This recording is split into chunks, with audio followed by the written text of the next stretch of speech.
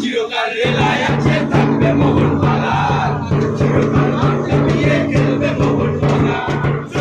তোমার চুনি কষ্ট পালের দল সোনালি অতীত নিয়ে খেলছিল ফুটবল, 100 বছর তারও বেশি ফুটে তোলায় বল। দিন জাগে ভেবে দিল ভালোবেসে প্রিয় দলেরই মা, চিরকাল রেলায় আছে থাকবে মোহনবাগান, চিরকাল মাঠে গিয়ে খেলবে মোহনবাগান, চিরকাল রেলায় আছে থাকবে। আজ বাঙালির বড় ম্যাচ এবং এই মরশুমে আমার first match day blog. Match day blog কতটা হবে জানি না, কারণ ম্যাচের টিকিট নেই আর টিকিটের সিস্টেমটা এবছর করেছে একদম উল্টোভাবে সিস্টেম করেছে। টিকিটের অনলাইনেই করেছে, ফিজিক্যালি কোনো মানে ফিজিক্যাল টিকিটের আমরা কলকাতার মাঠে দেখেছি যে ফিজিক্যাল টিকিট আমাদের কালেক্ট করতে হয়, কিন্তু মানে কল্যাণীর মতন স্টেডিয়ামে খেলা হচ্ছে যেখানে কোনো ফিজিক্যাল টিকিটই নেই। অনলাইনে যারা টিকিট কেটেছে সেই টিকিট দেখালেই মাঠে ঢুকতে পারবে, আমার কাছে টিকিট নেই। তো আমি অনেকটা ঘুরে আসি কারণ পুরো রাস্তাটা নো এন্ট্রি রয়েছে এবং পুলিশের যা নিরাপত্তা এখানে দেখতে পাচ্ছি। এই কলকাতায় ডার্বি হলে যদি এই নিরাপত্তা থাকে তাহলে ভাই কী হবে। মানে লোকালে এত নিরাপত্তা ঠিক আছে ভাই, নিরাপত্তা ঠিক আছে, কিন্তু কলকাতায় এই নিরাপত্তা আমরা দেখতে পাই না। যাই হোক, মাঠের দিকে এগোচ্ছি, অনেক বলে ঢুকতে পেরেছি, মানে মাঠে ঢুকতে পারবো কি জানি না, মাঠের কাছে যেতে পারবো। তো মরশুমের প্রথম match day blog, derby East Bengal versus Mohun Bagan. East Bengal প্রথম ম্যাচটা জেতে 7 গোলে, তারপর থেকে তাদের একটু ডাউন রয়েছে এবং মোহনবাগান প্রথম ম্যাচটা হারে, তারপর থেকে তারা কামব্যাক করছে। তো দেখা যাক আজকের বড় ম্যাচ, মনে হচ্ছে সিনিয়র কিছু ছেলেরা নামবে, দেখা যাক ম্যাচটা আজকে কী হয়, কে জেতে। ডার্বি এবারে অন্য ছবি তুলে আনছে, যেখানে রয়েছে ফ্যান পার্ক, যেটা এখানে রয়েছে East Bengal fan club fan park রয়েছে। আর এইভাবেই কিন্তু মোহনবাগান ফ্যান পার্ক গড়ে তোলা হয়েছে এবারে। কল্যাণী একদম একটা নতুন ভঙ্গিমায় এবারে কিন্তু আমাদের মানে ডার্বিটাকে তুলে ধরছে। এই দেখতে পাচ্ছ যারা পুরানো ক্লাব পুরানো খেলোয়াড় তাদের কাট আউট রয়েছে, এদিকেও রয়েছে, আর ওখানে কিন্তু লেজেন্ডকে দেখতে পাচ্ছ। নেক্সট লেভেলের নিরাপত্তা আমরা দেখতে পাচ্ছি কল্যাণী স্টেডিয়ামের আশেপাশে, মানে একদম নেক্সট লেভেলের নিরাপত্তা এখানে রয়েছে।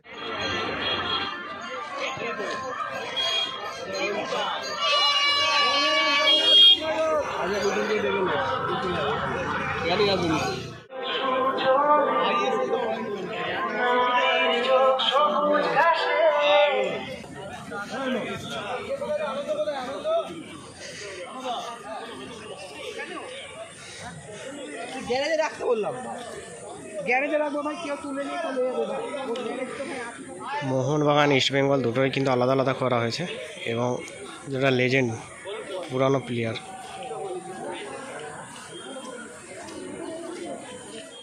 শুরু এখনো আধা ঘন্টা মতন বাকি আছে। ইস্টবেঙ্গলের লাইনটা তোমাদেরকে একটু দেখিয়ে দিই। ইস্টবেঙ্গলে কিন্তু একটা বিরাট বড় লাইন আমরা দেখতে পাচ্ছি, যে তুলনায় মোহনবাগানের লাইনটা কিন্তু অনেকটাই কম রয়েছে, সেটা অবশ্যই তোমাদের সাথে দেখাবো। আগে তোমাদেরকে ইস্টবেঙ্গলের লাইনটা আমি তোমাদেরকে দেখাই। বেশ একটা বড় লাইন আমরা ইস্টবেঙ্গল সমর্থকদের দেখতে পাচ্ছি। খেলা শুরু এখনও প্রায় 1 ঘন্টা বাকি রয়েছে।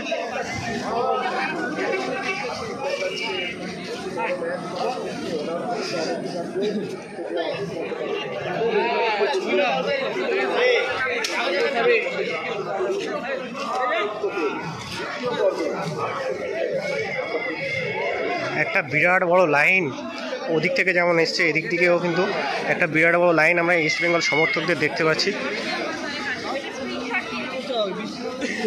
অবশ্যই মোহনবাগানের তুলনায় ইস্টবেঙ্গলের লাইনটা আমরা অনেকটাই দেখতে পাচ্ছি, যেটা তোমরা দেখতেই পাচ্ছ।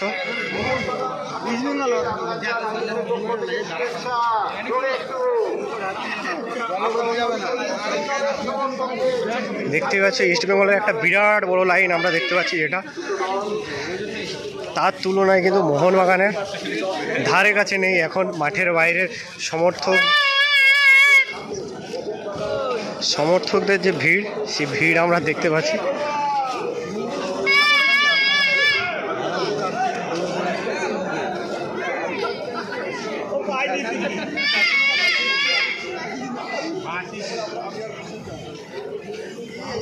তো তোমরা ভিডিওর লেন্থ এবং লাইনটা দেখে বুঝতেই পারছো যে কত বড় একটা লাইন ইস্টবেঙ্গল সমর্থকদের হয়েছে, যেটা আমি তোমাদেরকে দেখাতে পারছি।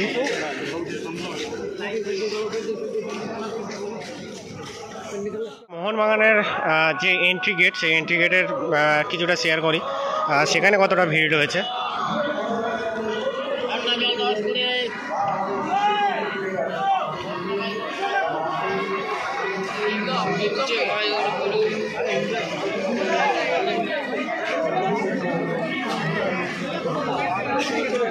এইটা বলাও না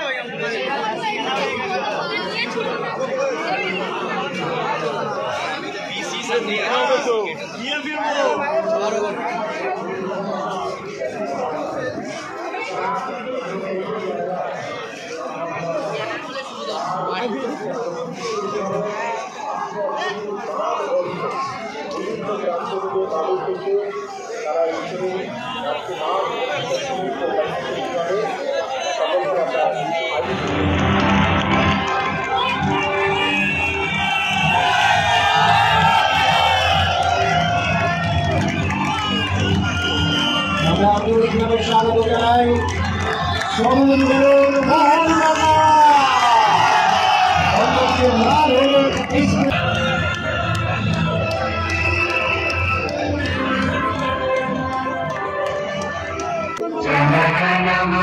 अधिनायक जय हे भारत भाग्य विधाता जय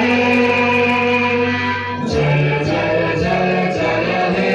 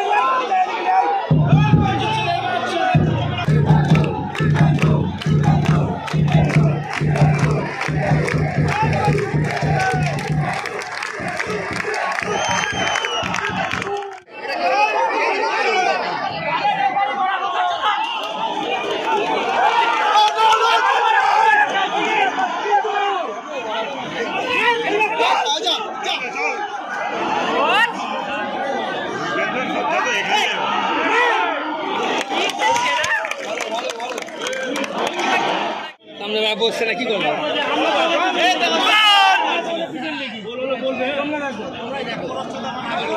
আবার বসে পড়ছে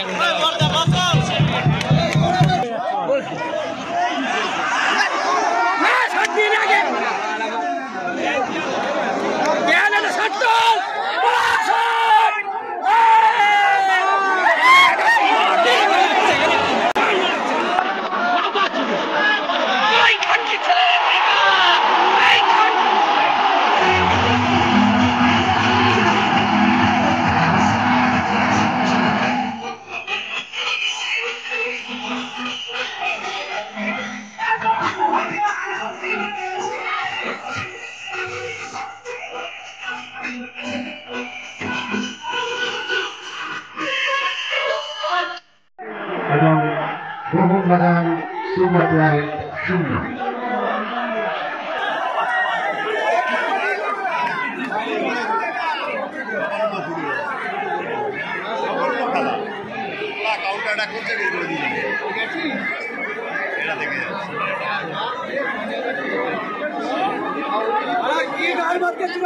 ছেড়ে রাখতে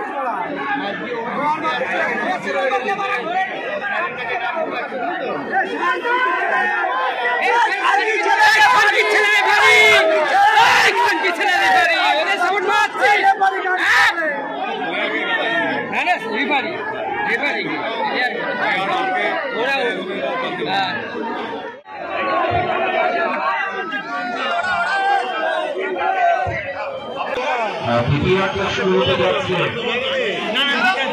এখনো পর্যন্ত খেলা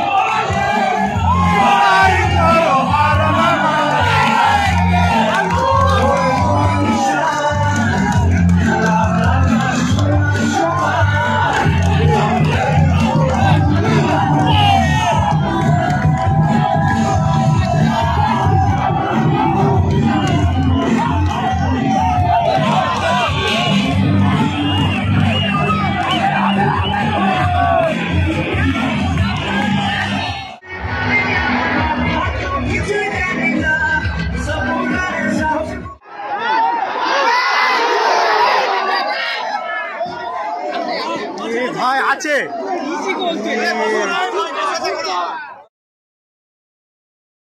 না, হ্যাঁ আসছে, একটু অন্ধকার আসছে। তো যাই হোক, কিছু এই দলটার কাছে অ্যাকচুয়ালি এইরকম কিছু আশা করা যায়। এই দলের কাছে বেশি কিছু আশা করাটাই ভুল হবে, কারণ দেখি কার্ডোজের অবস্থায় মানে টিমটাকে একদম বেকার হয়ে যায়। বাস্তব রায়ের অধীনে থাকায় কিছুটা টিমটা ঠিকঠাক ছিল, তারপরে এই অবস্থা। যাই হোক 3-2 গোলে ম্যাচটা শেষ হলো। তো কিছু বলার নেই, মানে প্রথমার্ধ তো মাঠে দেখতেই পাইনি মোহনবাগান প্লেয়ারদেরকে। আর সেকেন্ডার্ধে যদিও ব্যাক করে তো কিছুক্ষণের মধ্যেই আবার গোল খেয়ে যায়। 3-2 গোলে ইস্টবেঙ্গল জেতে মরশুমের প্রথম ডার্বি। সেটা প্রতিবারেই সেটাই হয় যে বেশিরভাগই মরশুমের প্রথম ডার্বিটা ইস্টবেঙ্গলই জিতে। তো এবার কিন্তু ডুরান্ড কাপ শুরু হচ্ছে। ডুরান্ড কাপে শুনছি সিনিয়র টিম নামবে, তো এখনও বলা যাচ্ছে না কি হবে। তো কি হবে না হবে অবশ্যই আমরা জানতে পারবো, সকলে জানতে পারবো। আমার মনে হয় টিম যখন নামছে মাঠে তখন পুরোপুরি শক্তি নিয়েই মাঠে নামা উচিত। আর শুনতে পেলাম যে কোয়ার্টার ফাইনাল বা সেমিফাইনালের পর থেকে কিন্তু সিনিয়র টিম নামবে, বাকি জুনিয়র টিম দিয়েই খেলানো হবে। তো এটা হয়তো টিম ম্যানেজমেন্ট ACL-এর কথা ভেবে বা ISL-এর কথা ভেবে এটা সিদ্ধান্তটা নিয়েছে, তো খারাপ কিছু হবে না। তো আমার মনে হয় যে মানে যখন মাঠে নামছে টিম পুরো শক্তি নিয়ে টিম মাঠে নামা উচিত।